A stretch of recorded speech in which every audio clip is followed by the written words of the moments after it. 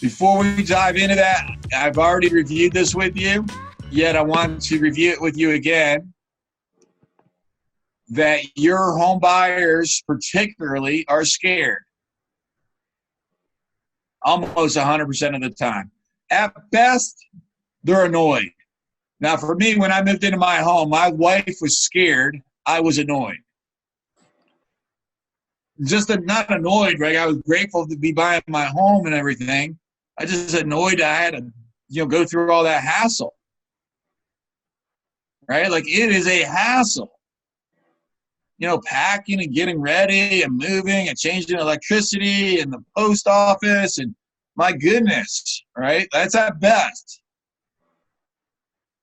So understand the emotional state of our clients is going to be vital for you.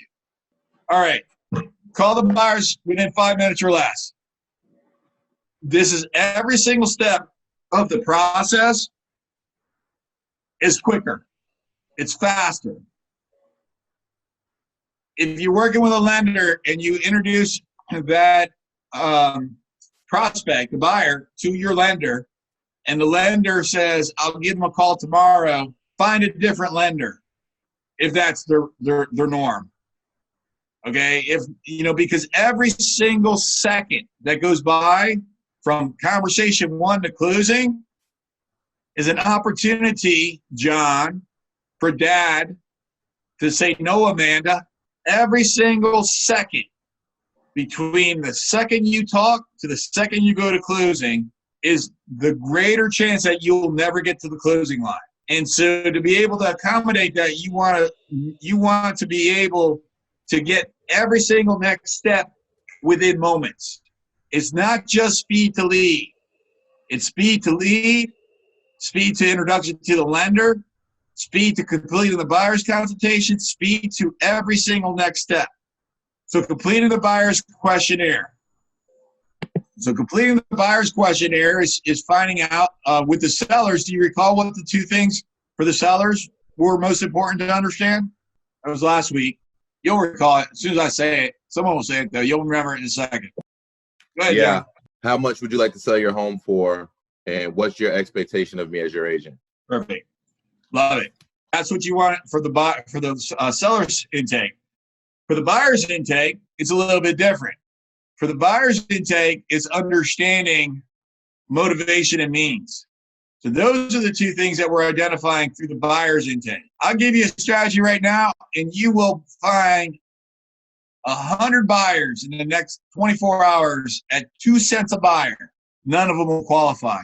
I tested it out. Slide broadcast to apartment complexes. Hey, it's Dan Roshan.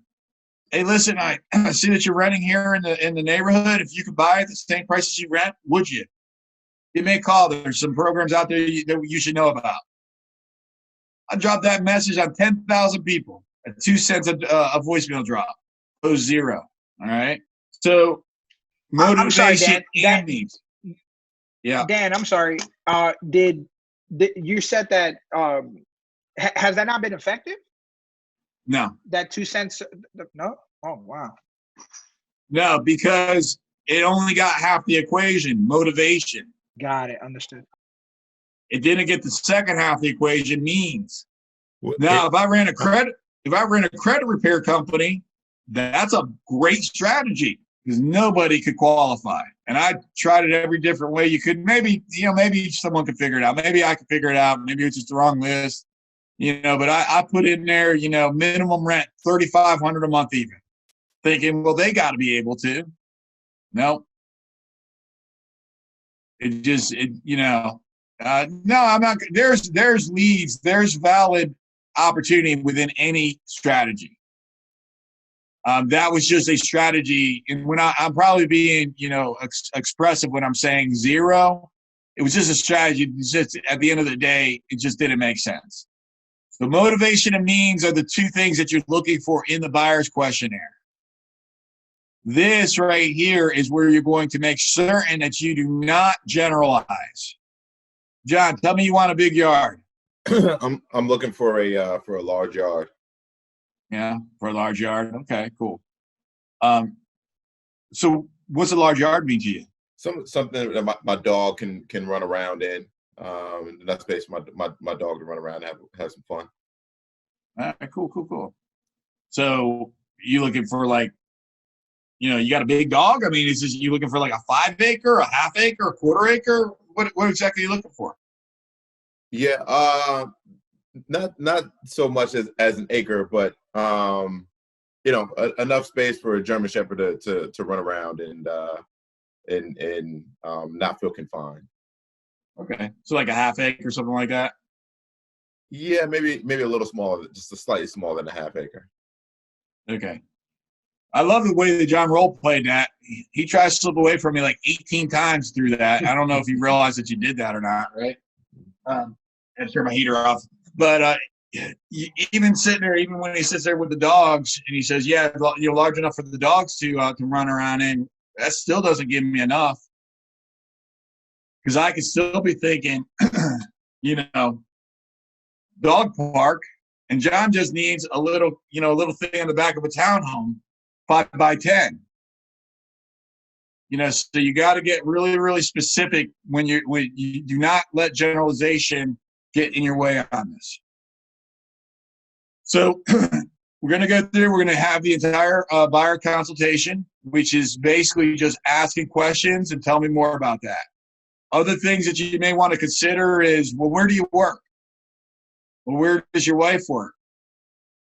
Understanding location, because when you're looking at that, the location ultimately is going to be, location and schools are ultimately going to be the 2 biggest driving factors, and price. Okay? And then there's always going to be one of 3 things that they're going to have to give up on, which I'm going to tell you guys what those 3 things are here in a second. Before I do that, talking about going deep, you guys are good with the Google Calendar invitation. That's pretty self-explanatory. And again, the Google Calendar invitation would be something like this. We look forward to helping you. Okay? So that's assumptive closing, or assumptive languaging, rather. Where am I? Okay, so then we move on to filming a short video. We talked about that. Now we're going to introduce them to a lender. How quickly? Whatever your answer is, quicker. Whatever your answer to that is, quicker. You should be working with your lender as though if they're a partner. That lender, when you get to the place of writing an offer that's going to get accepted, should be involved in that process of writing that offer, of helping you to identify what type of offer to write, particularly in a competitive marketplace like today. Can we get creative with the offer? We'll talk about that next week. So now we're going to set up a second video call. Now, in that video call, between the first and the second, this is what you're going to be doing. You're going to share the obstacles in the market. Today, the obstacles in the market are primarily that it's a competitive marketplace. You want to make certain that you're addressing that up front. So where are we right now? We had a phone call, and now we're with the second step with the clients, or soon-to-be clients. Where are we physically? We're on video, just like this, okay? So this conversation looks just like this. And we're going to sit there, we're going to say, Ephraim, what we know, and I'm going to, let's actually go through some market stats. So we went through this last week. We'll go through it again. So with the buyer, I'm looking at different stuff on the market reports than I was with the seller. Last week we went through this. We helped the seller to interpret it. This week, we're going with the buyer. And guess what I'm looking at this week? Right here. So Lenita, what we're seeing in the marketplace right now is the average sold price to the original list price is more than 100%, greater than the list price. And that's just the average, Lenita. I've seen offers go 25. I had a person yesterday share with me, what was the number we heard yesterday? Remember what Michelle shared with us, who were a part of that conversation? Like 150 over, I think. So. $125,000. Use that story. I was talking with an agent last week.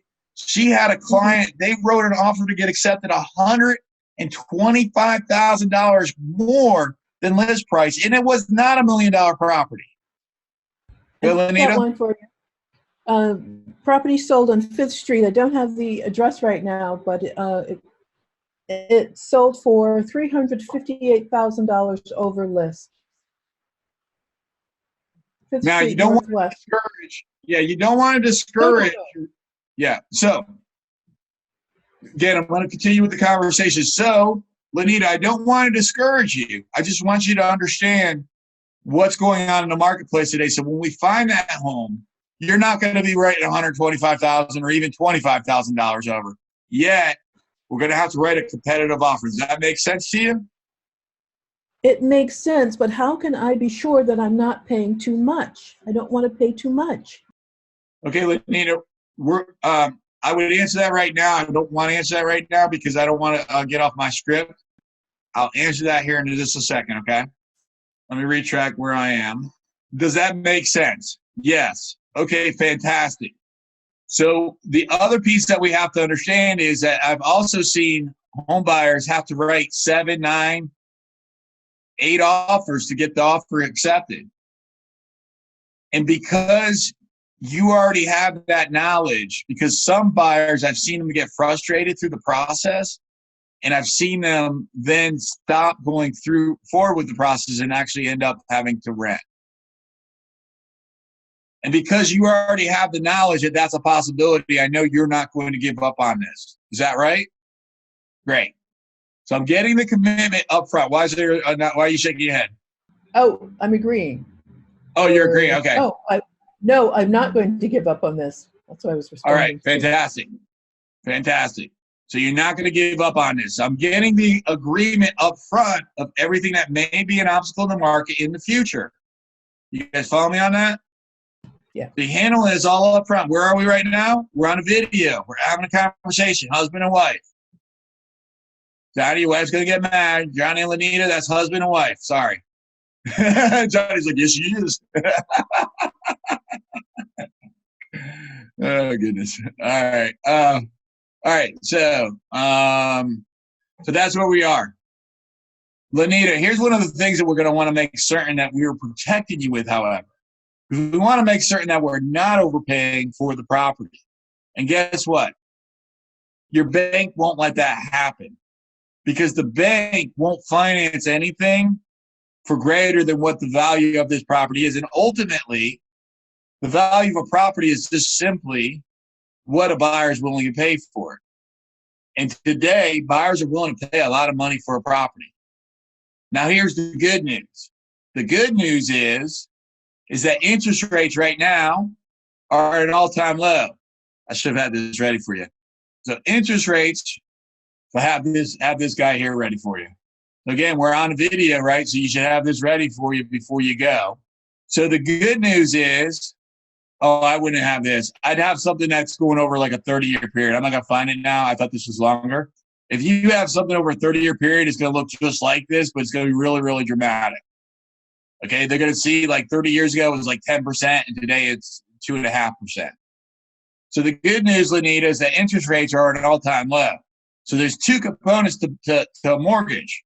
How much you pay for the house, how much you pay for the home, and what you pay for the mortgage. Right now, it's almost zero. We've never seen interest rates like this, and quite frankly, we probably never will. So that's the way that I'm going to, and now I'm going to handle that, Lanita. That's a part of the conversations, by the way, whether if they ask me that or not, okay? All right, so that's a part of sharing the market statistics of what I just went through. I just went through obstacles in the market. I went through different obstacles in the market because that is the marketplace. And now, John and Julie, so one of the things that I know is that if that home exists, that you're looking for, we're going to hit the bullseye.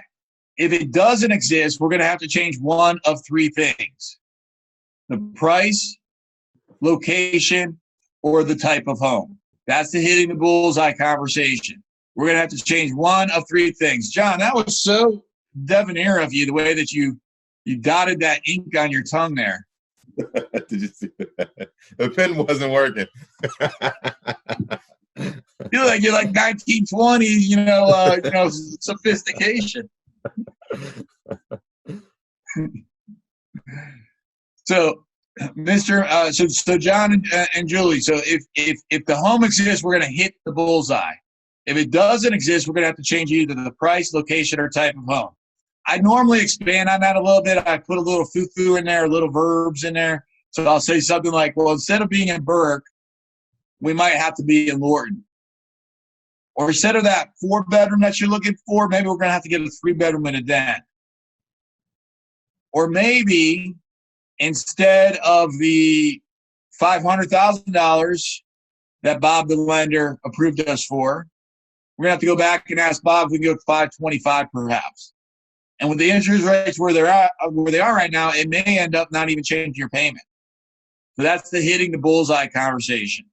Now, normally when I go out, just so you sort of have an understanding, Frank, of expectations, is that normally when I go out with other clients, just like you, who are great clients and who have an understanding of exactly what they want in a home, I'll be able to typically find that home within going out no more than 2 times. That's typically what the other buyers do. Now, I'm here with you from now until the end of time. I'm just sharing with you what most buyers do, particularly ones that are as smart as you and are clear about as you, that have an understanding of what you're looking for. And so we'll go out and we'll take, in fact, even in the first showing, because I'm out so often and I know the marketplace, we'll find that home for you within the first showing, typically. And then sometimes you're going to go at the second showing just because it's such a big decision. You just want to make sure. That is the 2 showings or less. Screw you, editor. Brian Crowley. Yeah, I was going to ask about that because, because sometimes people, they want to see like 10 houses and things like that. So they want to see a lot of houses. Mm-hmm. So I guess it's a way to get into that conversation around, the 1 or 2. Well, that's why we're having all these conversations to avoid that. Okay, right. So you tell them directly that you'll see 2 homes or less? 2 showings or less. 2 showings or less. Okay. And so even in today's market, do you still feel like that's reasonable? You're gonna have to edit it, maybe. Now because we're in such a hot market, it may be more than that. I'm just sharing with you, John, what most other buyers are experiencing. They're at least finding the home that they're writing an offer that gets accepted on within the second showing. Got it. Perfect. So you got to adjust it, to make it, a market of the moment to accommodate it. And then, Frank, I'm having this conversation for the very reason to avoid that. And I want to go back. Where are we right now? We're on a video. Right. We're on a video right now, and we've not even met outside of face-to-face to a video. Okay, I see. That's where we are right now. We haven't started the process. So if I'm the buyer, where's my emotional state right now? So you're still scared or nervous, I guess. I'm probably more excited right now. Right. So now, yeah. I'm probably more neutral or excited right now. I'm going to get scared and nervous down the road. So this is why you're having the conversation now before I'm scared and nervous. You guys follow me on that? Because when I'm scared and nervous, you're going to be less likely to be able to, to work with this. So when we go out and we take a look at the homes, and you guys should have access to this in the portal, in the coaching portal. This is a 1 to 5 script here. There's one that's branded with Real Estate Evolution or CPI or something. Not Greetings Virginia. It's available for you. And so again, I have this up. I'm going to show this to them. So where I am right now in the presentation is showing homes using the 1 to 5 script. That's where I am right now in the presentation. And so, John, when we go out there, it's you and Julie. The 2 of you are making a decision that's going to work for you and your 2 children, for the both of you and the both of them, for your family.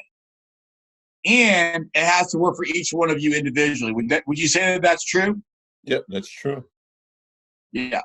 And so what I'm going to ask for you to do is that when we go out and we look at the homes, is I'm going to give you each a worksheet. I'm going to give each one of you some information about the homes as we go out and take a look at them. I'm going to ask for you, Julie, to write your notes, and John, for you to do the same. And I'm going to ask for you to give that home a nickname. And then when you're done with it, and I'm going to ask while you're looking at homes that you don't actually talk to each other. I know that's weird. We'll get there in a second. At the end, I want you to then circle between 1 to 5 of how you rate that home. And trust me, nobody ever rates it as a 5. Most buyers write an offer that gets accepted on a 3 or a 4. Yet, if either one of you ranks this as a 1 or a 2, even if the other ranks it a 5, I'm going to make a suggestion right now that we agree that we don't move forward. Does that make sense to you? Does that seem like that would work for the two of you? Yes? Fantastic. Yes. I'm so locked in, but yeah. It's okay, man. It's all right. I just roll with it. That's just a 1 to 5 script right there. That's the conversation you're having up front. We're going to get to all this stuff again later as we roll out on it. Every single thing that we're doing right now is to prevent a problem. What problem does that prevent? It coming up later down the road and them being in shock and awe of a problem occurring. Here's the specific problem.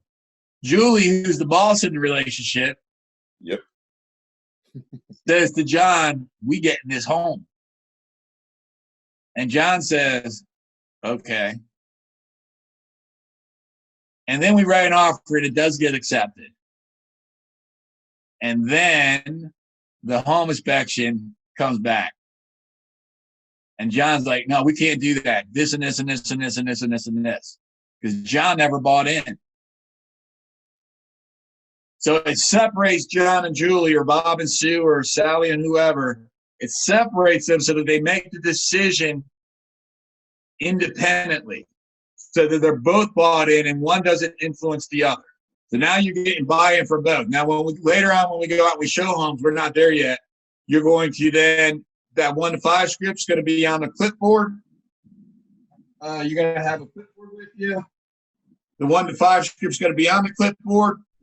And then the property description is going to be on there as well. We'll go through this again later. And then at the end, you say, how do you rate it? They say, how do they rate it? And then you go to the next home. You keep the highest rated one on there plus the next one. And now they got 2 sheets on their clipboard. Then you go to the third home. You take away the lowest rated sheet. When they're done with the day, you've taken away all the lowest rated sheets. Now that's your close. The best thing about the hairy eyeball close is that you're never going to offend anybody with a hairy eyeball close. Willow Home, looks like you guys are rated out of 4, huh? And then they close themselves on it. And when they close themselves on it, they're 100% in and they're going to love you to death. Okay? Now, if for some reason you don't close them and there's objections, you're not the salesperson that's pushing them into something. And then you can sort of unravel what those objections are. We'll get to that later here. Home inspection conversation. The home inspection conversation is, Juanita, what we want to do is we want to protect you to make certain that the home that you're buying is safe and that you know of any defects to it. Now, in today's market, often we have to do a home inspection for informational purposes only. Yet we still are going to want to get that home inspection just so you can understand what the condition of the home is. Now, if it's not informational purposes only, here's how you carry on with that. So when we get the home inspection, we're going to make sure that we're just looking at the big rocks. Okay, that's going to be the roof, the appliances, the utilities, because we don't want to risk not getting the home because of those big items. Does that make sense to you? Yes? Okay, great. So then, so this again, you're in a neutral territory right now on a video before you even show a home, and they're agreeing not to be a dummy when they do the home inspection because it makes perfect sense. There's no emotion going on that's going to say, well, I'm afraid that that brick over there is going to fall off the wall. So you're getting agreement when they're in the right emotional place. So then we're going to prepare for the initial appointment. We're going to do that by sharing the market statistics. I already done that. I already did that, rather, excuse me. You're going to ask for transparency. So, John, you and Julie, when we leave, the two of you are going to get in your car. And you're going to sit down. And then you're going to do something like this. And then you're going to say something to each other. Whatever that is, that when you sit in that car and you go like that you share with each other, I'm going to ask that you share that with me before you sit in the car and look at each other. Even if it's, man, that guy's an idiot. What is he thinking? Because that will allow for me to serve you. Does that make sense? Yes? Okay, great.